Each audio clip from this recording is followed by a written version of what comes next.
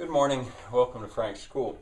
Time out from windmills. I've last three videos I've been talking about windmills I'm building, but I wanted to, this is unrelated really to anything, but I wanted to pause to say this. A song I missed. This is the 6-year 80th day first video of Frank's School.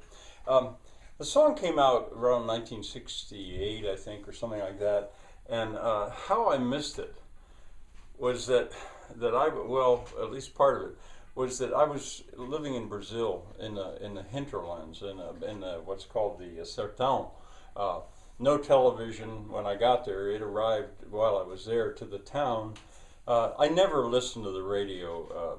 I still don't listen to the radio. I just don't do that. And really, from the time I went to college, it was 64, until 73 about, I didn't see any television to speak of. But anyway, one way or another, I missed this song, but I've found it since. There was a girl, a friend of my cousin's, who once said to me, she was the same age as me, she said, "What rock were you raised behind?" And I was a little insulted at that because it was meanly meant, I thought. But I just was innocent of so much that went on.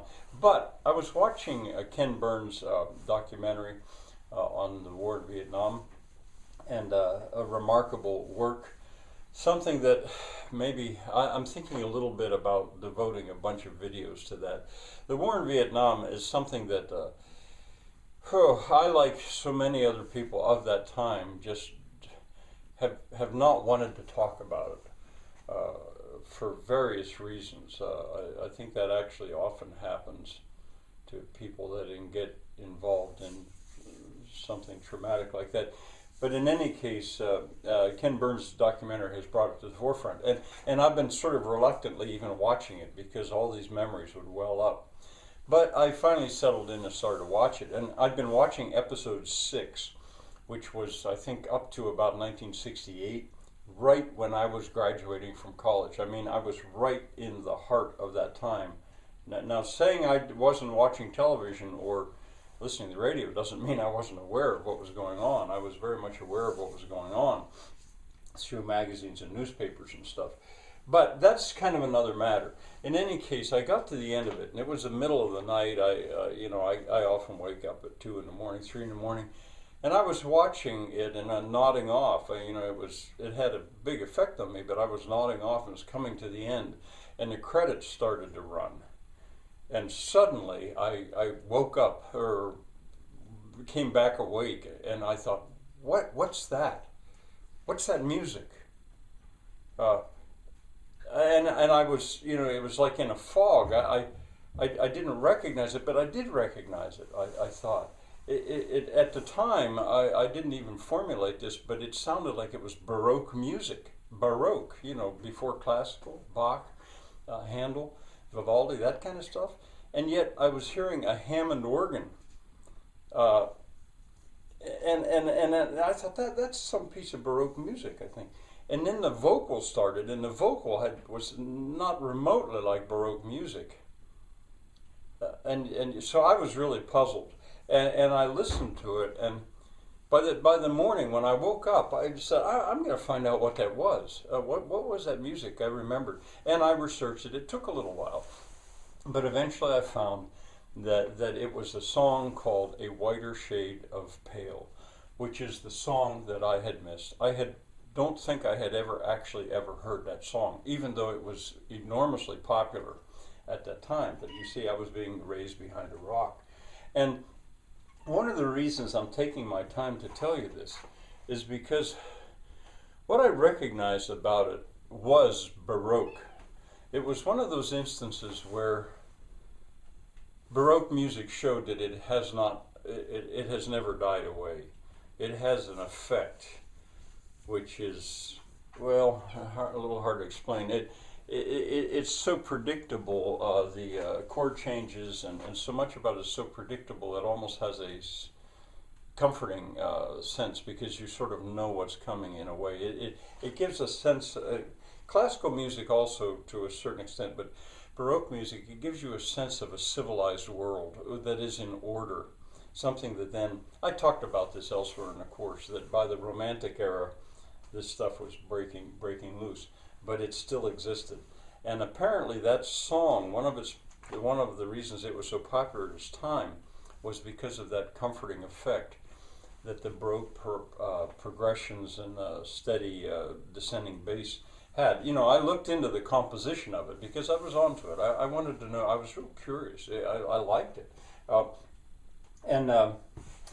Anyway, when I was going to say something else about the baroque music, I think, but when I looked into the composition of it, here it was quite thoroughly discussed, and it had borrowed. It wasn't exactly an adaptation of any one of these, but it had borrowed from the air in the G string, which is a very popular piece of Bach music. I'm not sure how. It's probably used in weddings.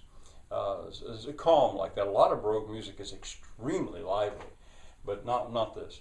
And also Sleepers Awake. Now Sleepers Awake is a cantata.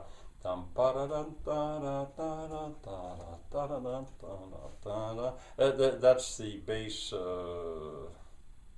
obligato, I think it's called, that goes on while the melody goes on.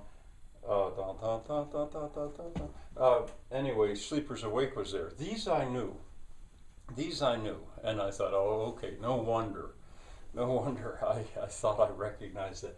But these I don't know. But when I looked at it, Ich stehe mit einem Fuß im Grab, also a cantata by Bach. All of these are by Bach. Well, that translates, I stand with one foot in the grave. Think about the irony of that and the selection of that piece of music for the credits of an episode of a documentary about the war in Vietnam. I stand with one foot in the grave. And this one, O Mensch, beweint dein große Sünde. There might be an E here. O man, bewail, mourn thy great sin. O Mensch, beweint dein große Sünde. Vietnam. Was für eine große Sünde. What a great sin that was. Well, anyway, okay, I want to tell you one other thing. If you don't know the song or you want to hear it again, obviously you can find it a shader, a whiter shade of pale. You'll find it on YouTube immediately. But I asked my German friends about it, the Hawklings, Shirley and Thomas. I first spoke to Shirley, and I asked her, does she know it? She said, well, of course I know it. You know, she wasn't raised behind a rock. And she's about 10 years younger than me, but her husband, Thomas, is only about 5 years younger than me. And I said, do you suppose Thomas knows it? And I asked Thomas if he knows it, and she said, I don't have to ask Thomas. Of course he knows it. He even sings it. And sure enough, when I contacted Thomas, he then sent me two links of him singing it. And I would love to share them right now to show you. But I think I'll double check with Thomas to make sure that that's okay. They're on YouTube, but I think they're private, and he just made it available for me to hear. And I was so moved by his singing of that, even though the video's not that great, the sound's not that great. My German friend, in Germany, he sang it in the 1990s that he filmed. And I would like to put that, and eventually maybe I'll edit this video and put it on as a link in the description. But in any case, this was on my mind, and I wanted to share it with you, and I especially wanted to share with you the sources of that song. Bye for now.